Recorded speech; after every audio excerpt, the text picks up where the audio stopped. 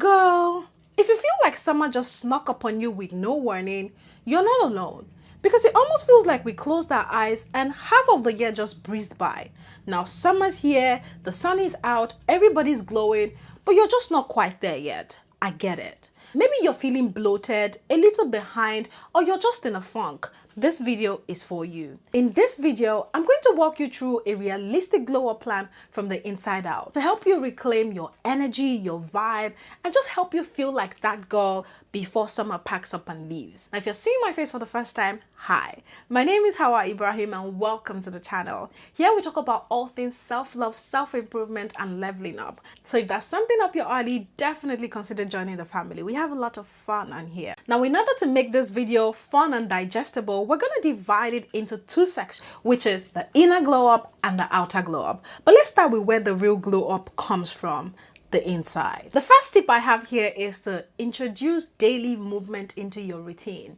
You'll notice I didn't say go to the gym. I said daily movement. Just find something that you enjoy doing or something that comes easy to you and just do that. Just move your body in whichever way you enjoy the most. If that is walking, if that is running, if that is dancing, if that is cycling, just find a way to introduce daily movement into your routine. And bonus points if it's even outside. We both know that soon enough we're not going to have the sun, so enjoy this while it lasts. Go outside, touch the grass, and trust me, you'll be shocked at what 30 to 45 minutes of walking can do for your mood. The way that it boosts your energy, it lightens your mood. You can also set a step goal or a movement goal, which could be 6K steps or 5K steps. You don't necessarily have to do the 10K steps that everybody is doing, okay? Just set a step goal that you think will be challenging but not too overwhelming for you, and just aim for that. And before you know it, you'll be doing more. Take advantage of the sunlight that we have. We both know that it's going to get gloomy real soon.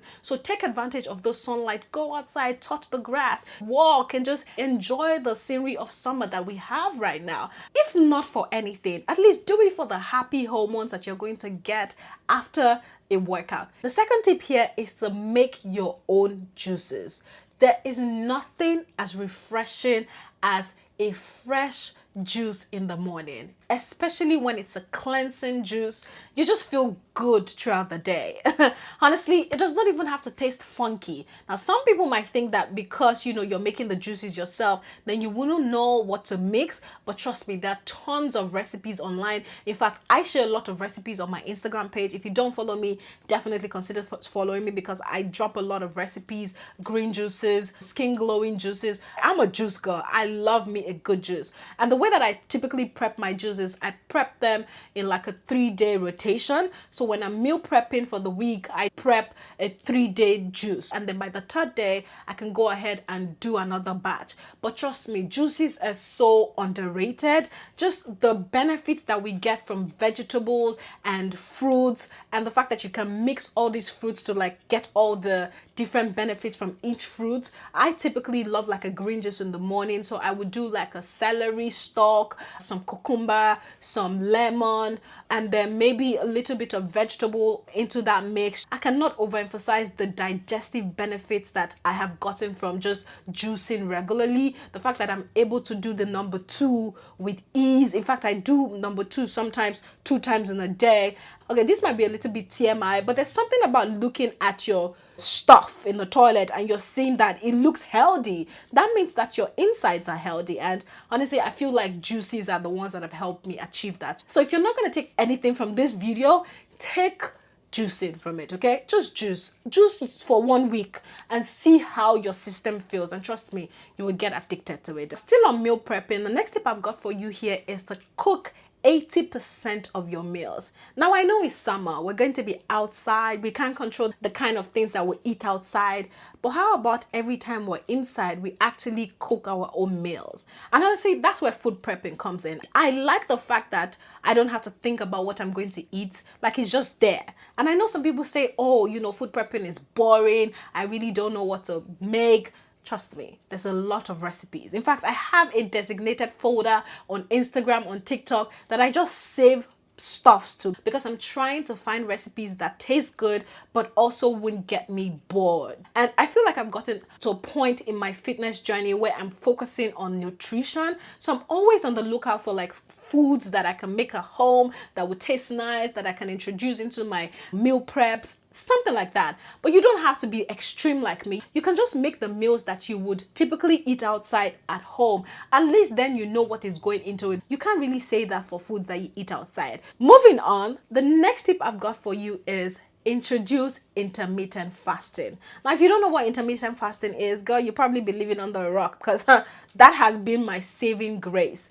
Now, intermittent fasting is not necessarily starving yourself. It is just putting yourself on like a structured eating pattern. Typically, there are different ways you can do this. Some people do like the 20 to 4 eating window. Some people do the 12 to 12. Some people do the 16 to 8, which is what I typically do. Now, the way I like to plan it is I like to keep my meals within an 8-hour eating window, which means that I do not eat during 16 hours of the day, but I eat during 8 hours of the day. And that just means that I have to eat my dinner at like 8 p.m. and then the next day I would not eat until maybe 12 p.m., which is fine for me because typically I'm not even a breakfast person. So when I wake up in the morning, I would do my green juices, my green tea, and then I don't eat anything until about 12 p.m. Now, this does not work for everybody. You have to sort of ease your way into it, especially if you're a breakfast person. Some people like to eat a little bit earlier. I really don't because it disturbs my tummy. So I find that the 16 to 8 window is what works best for me. Intermittent fasting, honestly, for me has just helped me put a structure into my eating habits, especially on the days where I feel like I haven't been eating the best, or maybe like a couple of days, maybe during the weekends I partied, I drank a little bit of alcohol, I just didn't trust the foods that I had as much. I would allow myself to fast, and fasting just has a lot of immense benefit. It cleanses your system, it lets your system do what it's supposed to do, it gives your digestive tracts a little bit of a break so they can cleanse themselves out. There's a lot of benefits that come with fasting. So intermittent fasting, definitely I highly recommend. Now, let me round this whole section off with hydration. Hydration, hydration, hydration. I cannot overemphasize the importance of hydrating.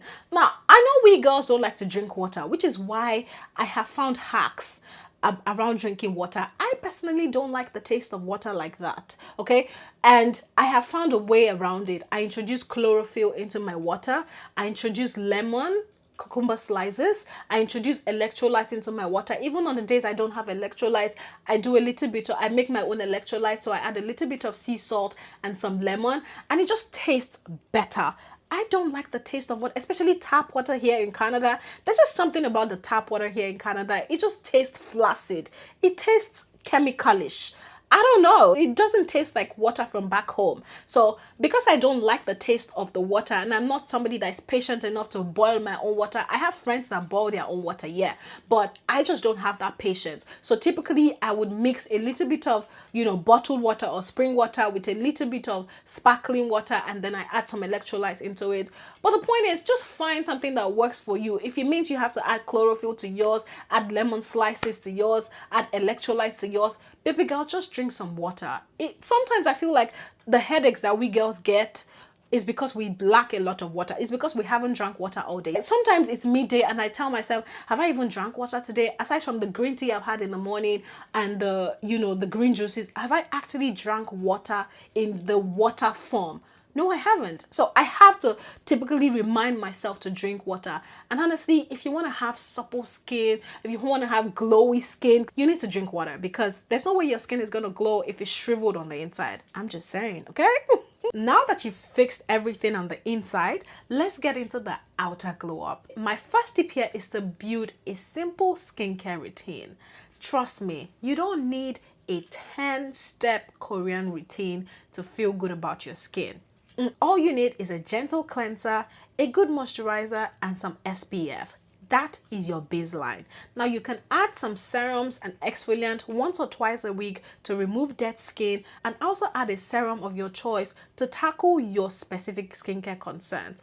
That's all you need. As long as you're doing the basic and protecting yourself from the sun, baby, you're good, okay? So forget all those influencers on TikTok telling you that you need this new product or this new serum. You don't need all that. Strip it back and go back to the basics. The next tip here is to build your body care stack. Now, I feel like for most ladies, we tend to focus on our neck upwards and we forget about the neck downwards, which is why if you want to have glowy, supple skin that competes with the sun this summer, you're going to need to build a body care stack.